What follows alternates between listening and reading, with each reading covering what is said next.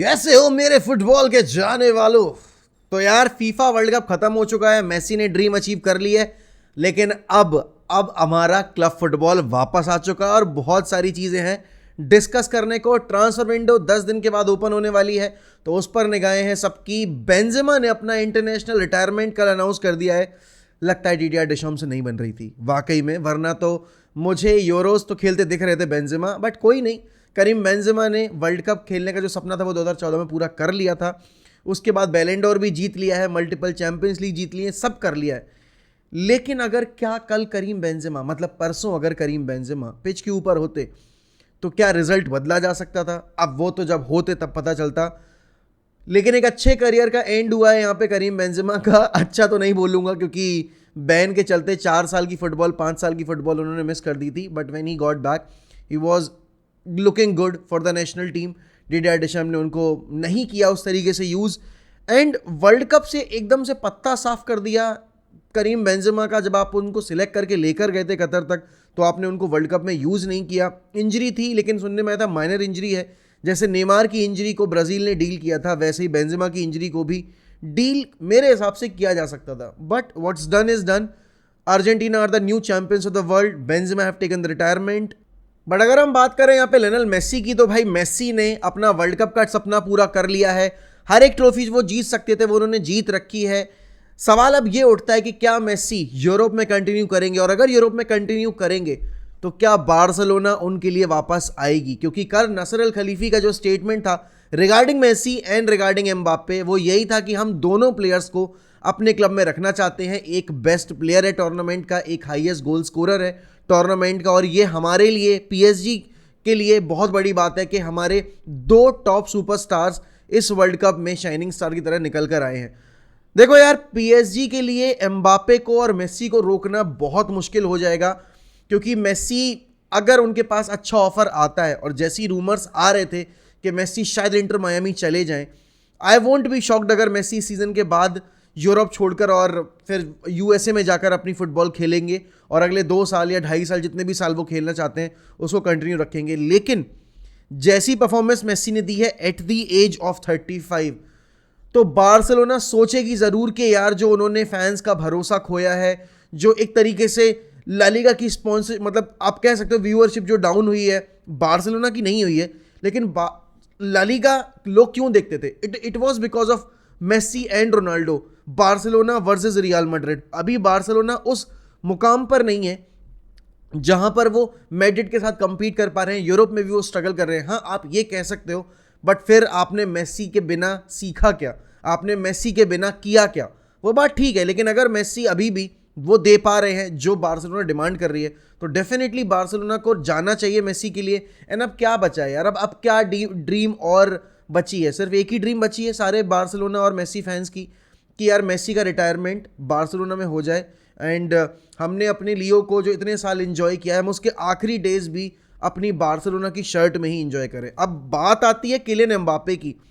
Mbappe का जब आपको पता है वर्ल्ड कप शुरू नहीं हुआ था उससे पहले क्या सिनेरियो चल रहा था, उसका नाम बार बार लिंक किया जा रहा था, कभी लिवरपूल से, कभी मैन सिटी से। मैन सिटी वाली डील तो देखो नहीं होगी, बिकॉज अर्लिंग हालैंड और किलियन एम्बापे अगर एक टीम में खेलेंगे तो फिर वो जो नेक्स्ट बिग प्लेयर का जो टैग है वो किसी एक को मिलना बहुत मुश्किल है, या फिर उसमें किसी एक को बैकसीट लेनी पड़ेगी, क्योंकि गोल्स जो ज़्यादा स्कोर करेगा ऑब्वियस ही बात है हाइप उसकी ज़्यादा क्रिएट होगी। और अगर एम्बापे और हालैंड एक साथ खेलेंगे तो वो जो एक फ्रिक्शन है वो क्रिएट होगा टीम के अंदर, which won't be good for the club.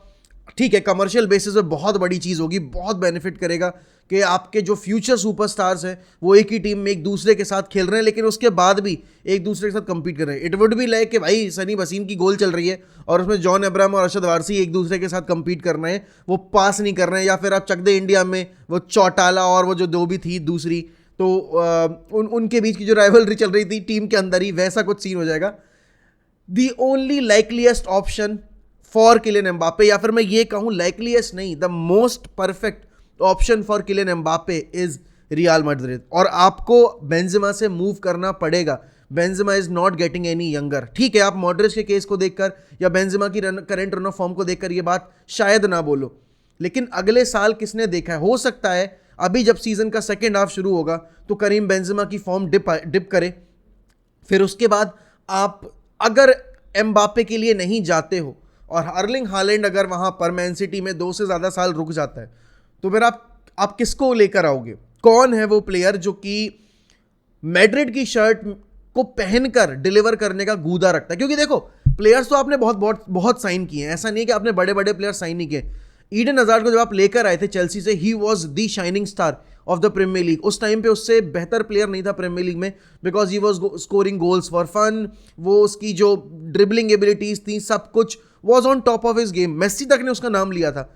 लेकिन यार मैड्रिड की शर्ट का जो बाहर है ना, मैन सिटी की, मतलब मैन सिटी कह रहा हूँ मैं, बार्सिलोना की शर्ट का जो बाहर है और आपके यूनाइटेड की शर्ट का जो लोड है, वो इतना ईजिली नहीं प्लेयर्स ले पाते हैं या फिर उस पर लिव अप नहीं कर पाते हैं। एंड एम्बापे का सबको पता है यार, एम्बापे के रुकने के पीछे चाहे जो भी फाइनेंशियल रीजन हो, लेकिन उसने जो परफॉर्मेंसेस डिलीवर की, और खासकर जो फाइनल वाली परफॉर्मेंस थी, आप ये कह सकते हो कि वो डिजर्व करता था, वो डिजर्व करता है वो हाइप। और अगली अपडेट बहुत बड़ी है, बहुत बड़ी है। बार्सिलोना फैंस, हम आ रहे हैं तुमसे वापस से लड़ने फ्रैंकी डियोंग के लिए। भाई फ्रैंकी डियोंग के रेस में यूनाइटेड वापस से इंटरेस्टेड है और यूनाइटेड चाहती है कि फ्रैंकी डियोंग पे इस बार पहले फ्रैंकी डियोंग से क्लैरिटी ली जाए, उसके बाद हम बाकी के चौथ भांगड़े करेंगे, बाकी के बाद में हम जाके बार्सिलोना से बात करनी शुरू करेंगे। और देखो यार, अगर मैं फ्रैंकी डियोंग का केस देखूं तो फ्रैंक कैसी के बारे में न्यूज़ आई थी कि फ्रैंक कैसी को वो मार्केट में उतारना चाह रहे हैं, तो अगर फ्रैंक कैसी को वो जाने दे रहे हैं तो फ्रैंकी डियोंग का सीन ही नहीं है। लेकिन जैसा वर्ल्ड कप रहा है, फ्रैंकी डियोंग का, बार्सिलोना क्यों बेचना चाहेगी फ्रैंकी डियोंग को? थोड़ा लॉजिकल बेसिस पे बात करते हैं।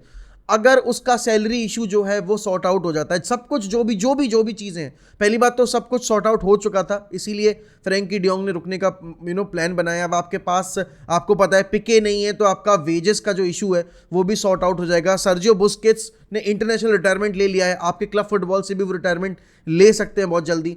तो ये सारी चीज़ें कंसिडरेशन में आएंगी। एंड अगर फ्रैंकी डियोंग सर्जियो बुस्केट्स के बाद टीम के प्रेफर्ड्स आपके मिडफील्डर नहीं बनते हैं, तो आई डोंट नो फिर बार्सिलोना कर क्या रही है, जावी कर क्या रहे हैं। बट अगर there is even a 10% chance of getting Frenkie de Jong on board, तो भाई यूनाइटेड, एरिक टेन हैग, जाओ, लग जाओ पीछे, चाशनी लगाओ और बस, मतलब अगर देखो, अगर आप उसको इंपॉर्टेंट फील करवा सकते हो, अगर आप उसको प्रोजेक्ट का जो मेन कैरेक्टर है उसकी तरह अगर दिखा सकते हो अपने प्रोजेक्ट पे, तो आप ला सकते हो फ्रैंकी डियोंग को। और आपने देखा है कि इस वर्ल्ड कप में यूनाइटेड प्लेयर्स की जो परफॉर्मेंसेस रही हैं वो कितनी शानदार रही हैं।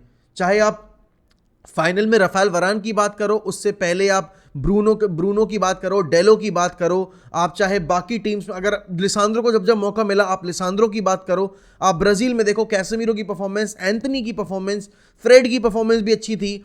तो हमने, और रैशफोर्ड और बाकी सारे प्लेयर्स हमारे जो इंग्लैंड नेशनल टीम में खेले, हमारे प्लेयर्स ने डिलीवर किया है। और अगर हमारे प्लेयर्स इंटरनेशनल लेवल पे डिलीवर कर सकते हैं, और ये वही प्लेयर्स हैं जो कि पिछली साल अच्छा नहीं कर रहे थे, अगर मैं रैशफोर्ड, मैग्वायर वगैरह की बात करूं, शॉ वगैरह की बात करूं, तो भाई एरिक टेन हैग प्रोजेक्ट को सही डायरेक्शन में लेकर जा रहे हैं। और अगर ये प्रोजेक्ट इसी डायरेक्शन में जाता रहा तो मैं, मतलब ये नहीं कह रहा कि हम बहुत जल्दी आपको प्रीमियर लीग जीती दिखेंगे, लेकिन अच्छे दिन दूर नहीं है और उन अच्छे दिनों के लिए हमें अच्छे प्लेयर्स की जरूरत पड़ेगी। एंड उसमें एक नाम फ्रैंकी डियोंग का ज़रूर है। अब आएगा या नहीं वो हमें नहीं पता, बट हाँ, परस्यूट जारी है।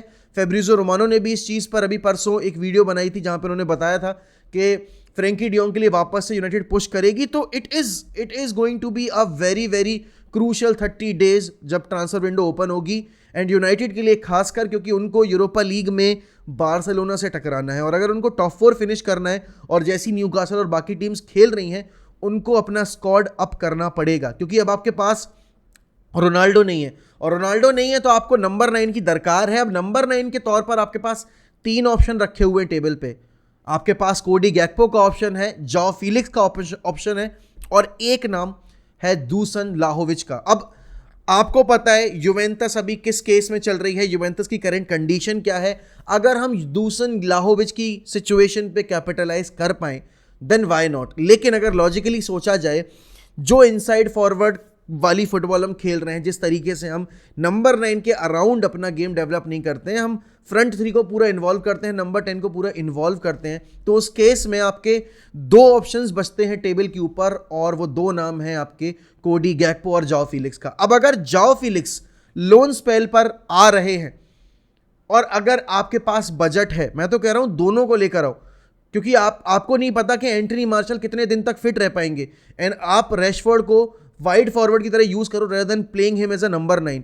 और इसमें कोई वो नहीं है आश्चर्य वाली बात अगर यूनाइटेड दोनों प्लेयर्स के लिए जाती है, अपना अप्रोच वैसा रखती है, क्योंकि देखो अगर हम जाओ फीलिक्स को लेकर आते हैं तो ब्रूनो के पास कंपटीशन होगा, क्योंकि ब्रूनो का अभी कोई कंपटीशन ही नहीं है नंबर 10 पर। आप बात करो, Donny van de Beek is not the player जो कि ब्रूनो को, अगर ब्रूनो अच्छा नहीं कर रहे हैं तो उसको बेंच पे बिठा पाए, बिकॉज डॉनी की खुद की परफॉर्मेंसेस अच्छी नहीं रही हैं, और जैसा वर्ल्ड कप रहा है आपके जाओ फीलिक्स का, और तो आप, और उसने उसी रोल में ऑपरेट किया है बहुत बार, तो आप डेफिनेटली चाहोगे कि भाई जाओ फीलिक्स वाला या फिर जाओ फीलिक्स जैसी क्वालिटी का प्लेयर आपकी टीम में। और Cody Gakpo out and out number 9 position में तो नहीं खेलता है, वो भी इनसाइड फॉरवर्ड है। मार्शियल की तरह ही बहुत सारे ट्रेड्स हैं कोडी गैक्पो के पास। He is raw, he is very pacy, वो फिजिकली डोमिनेंट है एयर में, हमने देखा है कि वो दोनों फुट से बहुत स्ट्रांग है। तो आप अगर इन प्लेयर्स के लिए पुश कर रहे हो जनवरी ट्रांसफर विंडो में, और अगर इनमें से एक भी लेकर आते हो तो आप अच्छे चांसेस के साथ जाओगे सीजन में आगे। और बार्सिलोना वाले फिक्चर को देखते हुए आपको डेफिनेटली अच्छे स्क्वाड की जरूरत पड़ेगी, क्योंकि बार्सिलोना का स्क्वाड चाहे जैसा भी हो, अगर आप वैसे परफॉर्मेंस वैसे बात करो चैंपियंस लीग में, लेकिन उनका ऑन पेपर स्क्वाड हमसे बहुत बहुत बहुत बेहतर है। तो बस यही थी कुछ अपडेट्स आज के लिए, और अगर आप चैनल पे नए हैं तो kindly drop a like on this video, comment down below कि आपके हिसाब से कौन सा प्लेयर कहां जाएगा, डेशैम्प और बेंजेमा के रिलेशनशिप पे आपका क्या ओपिनियन है। Also please subscribe to 1MUFC because हमारा टारगेट है दिसंबर के एंड में 50K करने का। Till then goodbye, take care, मिलते हैं शाम में स्ट्रीम पर, बाय बाय।